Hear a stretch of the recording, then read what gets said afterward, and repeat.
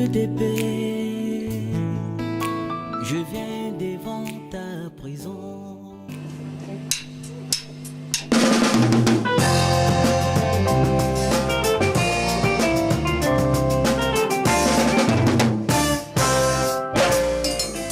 Moto ya lobi, soki mosali mabe, timisa ngai. Nao ya lobi, nasali mabe, timisa ngai. Osali kama moto ya mabota, Yesu Kristu bolingo motema. Osali kama na mokili ya se, nangekisa mabota nyonso.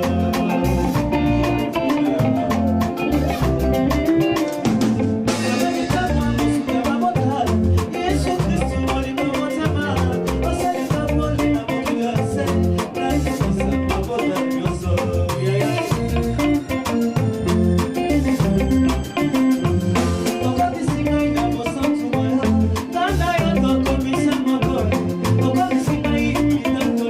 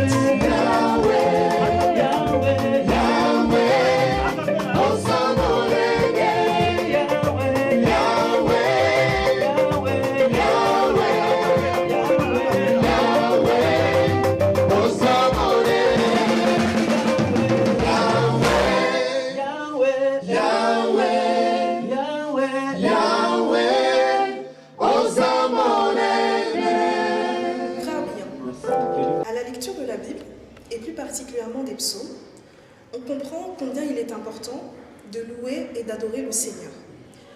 Cependant, aujourd'hui, on remarque une tendance à associer adoration et louange, qui sont pourtant deux choses totalement différentes. Mais plus encore, on a parfois l'impression de reléguer l'adoration au second plan. Qu'en pensez-vous? Non, mais moi je glorifie Dieu pour ça.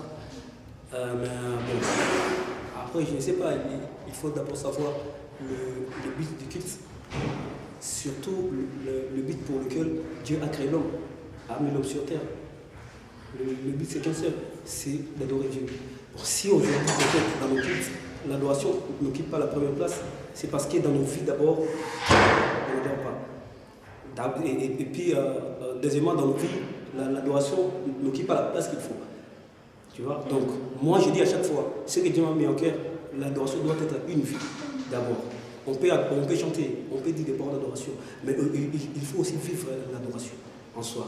Voilà aujourd'hui la raison pour laquelle on va dans des cultes, on passe des cultes de 4 heures, de 5 heures, mais on adore pendant 10 minutes, 5 minutes, 15 minutes, c'est trompé. Après, le reste, ce sont des... Voilà, bon, je ne sais pas, c'est aussi important, mais bon, selon moi, il faut savoir, le culte, on est d'abord là, premièrement pour adorer. Voilà, bon. Après, ça dépend aussi de ce que l'homme amène de chez lui. Voilà, donc si on vient de chez soi, on peut pas son adoration, on vient à l'église, on adore aussi. Mais si on cherche à commencer à adorer, c'est seulement dans l'église, là, ça, vraiment, c'est mort.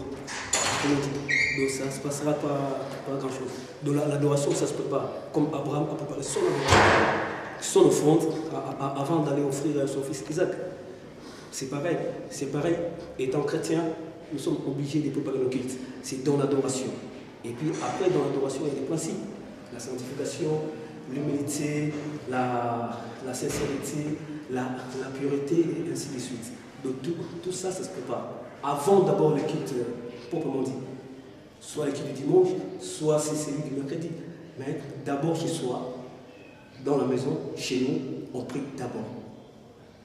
On prie, on est en contact avec Dieu, on est dans la méditation, on se purifie, on se sanctifie, on adore Dieu, on devient un avec le Seigneur.